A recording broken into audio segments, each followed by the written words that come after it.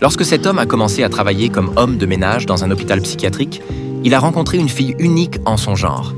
Malheureusement, la fille était une patiente envoyée pour un traitement. Mais l'homme de ménage n'aurait jamais imaginé que la fille aux pieds nus devant lui allait complètement changer sa vie. Jack était un coureur de jupons typique et aussi un riche héritier. Mais comme il traînait tous les jours dans les bars, son père en avait assez de lui. Il a donc gelé tous ses fonds et l'a chassé de la maison pour qu'il fasse l'expérience de la vie.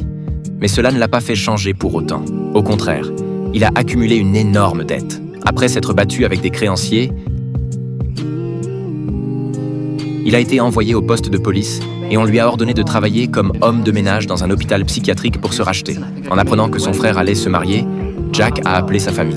Têtu comme il est, il a menti en disant qu'il allait très bien et qu'il avait même une petite amie particulièrement jolie. Mais à sa grande surprise, ses parents ont insisté pour la rencontrer. Jack n'a eu d'autre choix que de trouver quelqu'un pour faire semblant. Un soir, après le travail, Jack est passé par hasard devant une chambre et a soudain entendu les cris à l'aide d'une fille à l'intérieur. Il a vu un infirmier faire quelque chose d'inapproprié à la fille.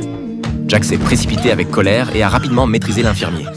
Mais la fille s'est excusée à plusieurs reprises, trop choquée. Après avoir réconforté Amy, Jack s'apprêtait à retourner dans un bar pour chercher une cible, mais il ne s'attendait pas à ce qu'Amy le suive.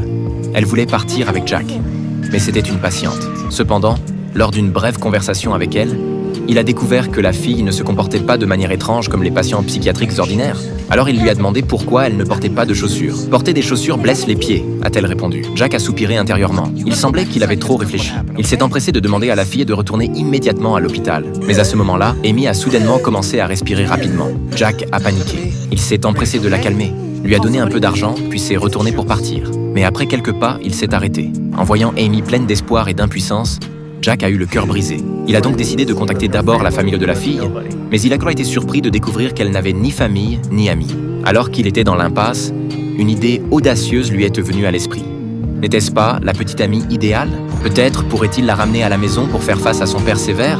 Bien que l'état mental d'Amy soit un peu inquiétant, il a pensé que tant qu'elle parlait peu, il pourrait peut-être s'en tirer. Mais contrairement à ce que Jack avait prévu, Amy, qui prenait l'avion pour la première fois, a causé pas mal de problèmes pendant le voyage.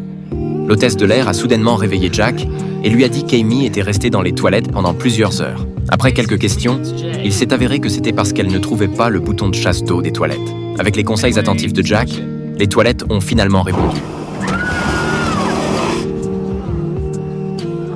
Quand ils sont rentrés chez eux, la mère de Jack leur a montré un grand enthousiasme. Mais les pieds nus d'Amy ont rendu la mère perplexe. Heureusement, Jack a rapidement et habilement détourné la conversation, attirant avec succès l'attention de sa mère. Avec son visage mignon et charmant, Amy a complètement conquis le cœur de la mère.